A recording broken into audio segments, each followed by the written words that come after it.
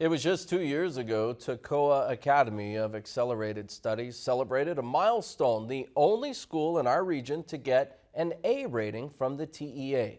Well, unfortunately, that rating nosedived in the most recent release of accountability ratings from an A to an F.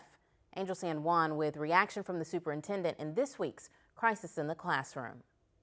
1 week into the new school year at Tekoa Academy in Port Arthur, and teachers here have hit the ground running in response to a dramatic decline from an A to an F in the charter school's accountability ratings. It's a drop the superintendent expected. With the increase of student numbers, it was like 110 students, and just trying to support those students.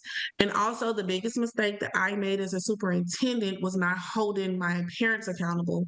I held my instructional staff accountable, but not my parents. So going into this year, we're making sure that parents know that we're expecting them to be accountable and to be present for their child's education this year. That includes when students misbehave or disrupt the classroom. Parents must get involved. One step Tekoa has already taken is to limit enrollment. This year we did put a cap on. We've always had a cap on the classroom numbers, but this year we put a strict cap on it, and we're not tolerating any behaviors. Last year, I know we tolerated a lot because we wanted to make sure we kept our enrollment up. This year, we're not tolerating it at all, and just holding ourselves and our parents accountable for what's going on in the classroom. The pre-K to 12th grade school had an enrollment of 440 last year.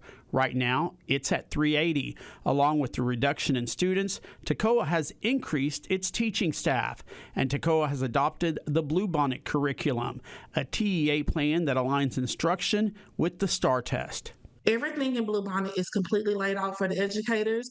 If I was to have a sub to come in, they can go straight to the curriculum and continue on with the teacher's lesson plans. Improvement in the core subjects of reading and math is the goal. Math declined in schools across the state.